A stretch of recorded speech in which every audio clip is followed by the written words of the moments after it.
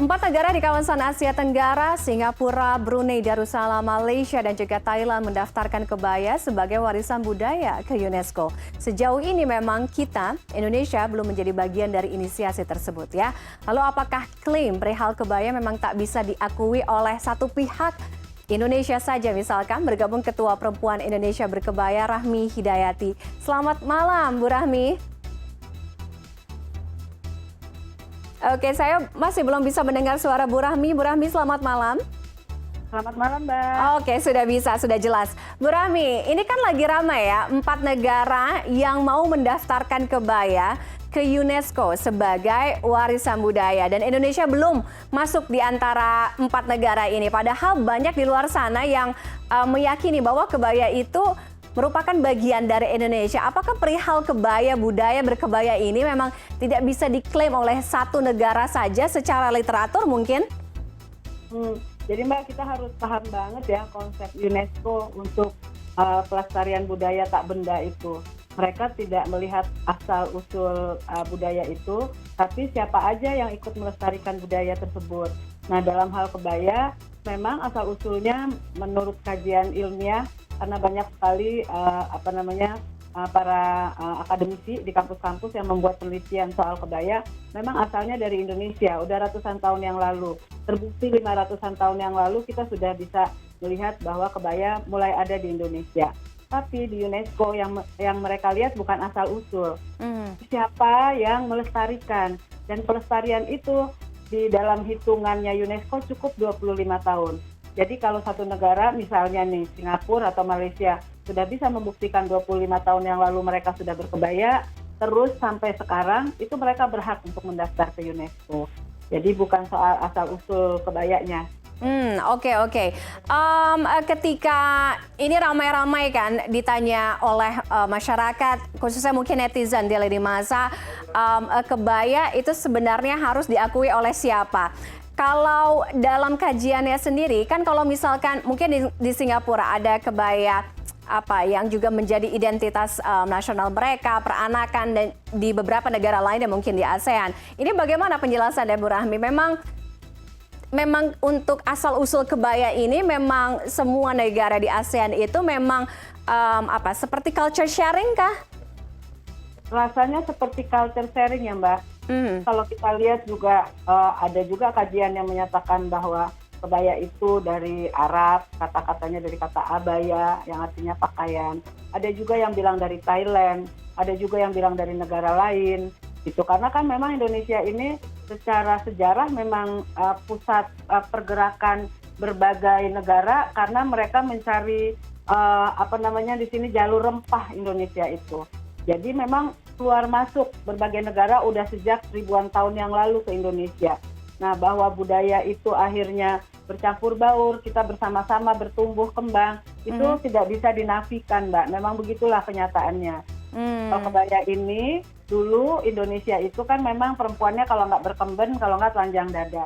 Nah, dari kajian yang beberapa kali saya baca ya, Mbak, itu akhirnya ketika Islam masuk itu menutup aurat, terutama menutupnya bagian bahu ke bawah gitu. Nah, ketika muncul kebaya model kutu baru seperti yang saya pakai ini, segi 4 di tengahnya, ini kemben. Nah, selendang itulah yang akhirnya nih jadi pinggir menutup bahu dan lengan. Ada juga selendang itu dipertemukan di tengah gini, akhirnya disebutnya kebaya Ibu Kartini, karena Ibu kita Kartini yang sering pakai kebaya model seperti itu.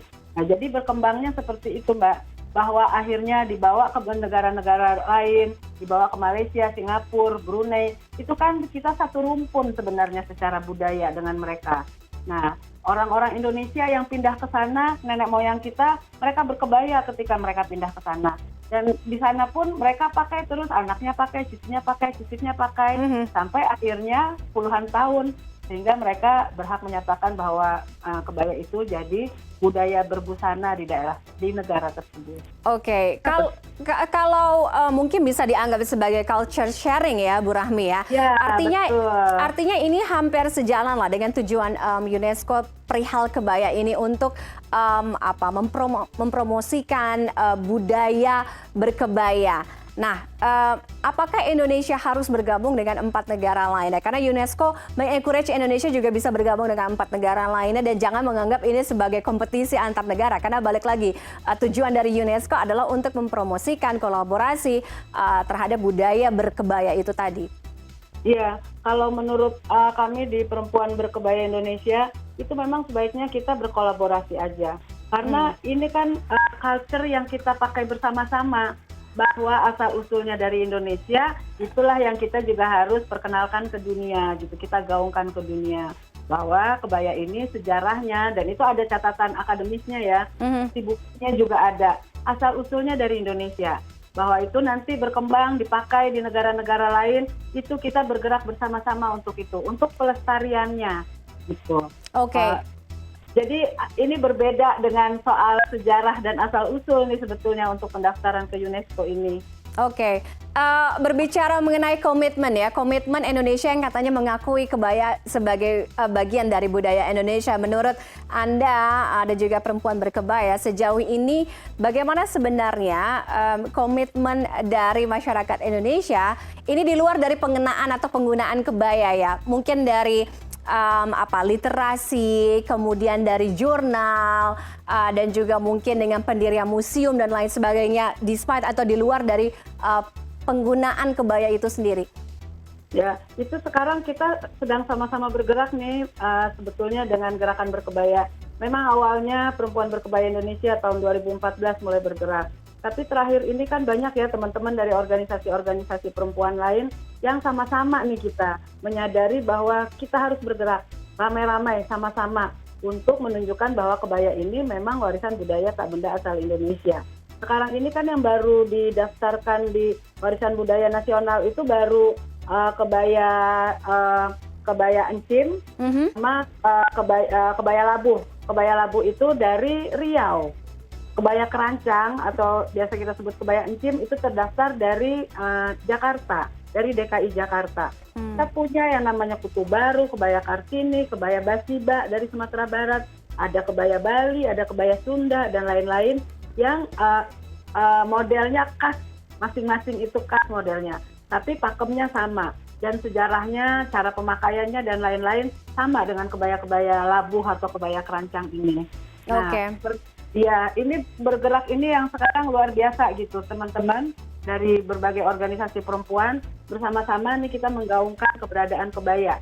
Bahwa kebaya ini warisan budayanya aslinya dari Indonesia, awalnya dari Indonesia, sejarahnya tercatat dengan baik di Indonesia gitu. Oke. Nah, yang sekarang kita sedang inikan. Nah, pemahaman melalui literasi dan juga edukasi itu yang juga paling penting ya. Jadi jangan hanya bangga mengenakan kebaya, jadi tak kenal maka tak sayang. Jadi harus tahu asal-usulnya. Saya juga mungkin begitu dijelaskan Bu Rahmi ada kebaya ini, kebaya itu, mungkin baru kebuka ini mata saya. Oh, ternyata memang banyak sekali ya. Bu Rahmi, kita senang sekali melihat sebenarnya kebaya cukup mendapatkan porsi semakin ke sini masyarakat menggunakan kebaya. Tidak hanya di acara-acara formal atau acara resmi, bahkan pergi ke kantor, mungkin ke mall, jalan-jalan, nongkrong, banyak juga kita lihat seperti itu. Nah, kaitannya dengan generasi zaman sekarang, cara yang paling mudah dan paling baik untuk melestarikan kebaya seperti apa? Ya, sekarang ini Perempuan Berkebaya Indonesia sedang menjalankan program Kebaya Goes to Campus.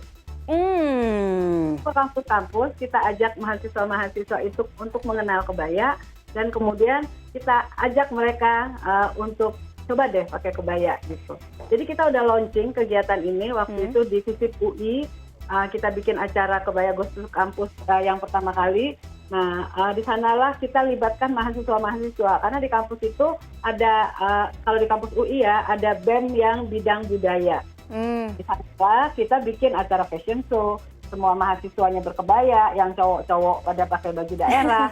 Terus kita bikin diskusi di sana pengenalan kebaya, kita nyanyi bareng-bareng, kita ada yang nari dan lain-lain. Kita bikin acara tapi kita berkebaya ketika itu.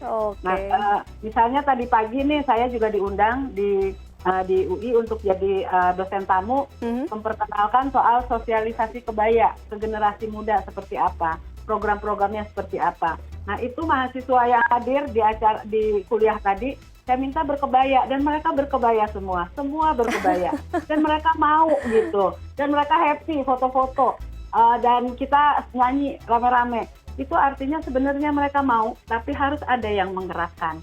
Oke. Gitu. Nah, makanya ke kampus ini nih luar biasa. Kan kalau mahasiswa setelah ini mereka di kampus, nanti mereka bekerja. Betul. Mereka lulus. Nanti mereka di kantornya, ajak dong teman-teman di kantor berkebaya juga. Jadi kita ininya menggaungkan kegerakan berkebaya ini jadi lebih asik, lebih enak.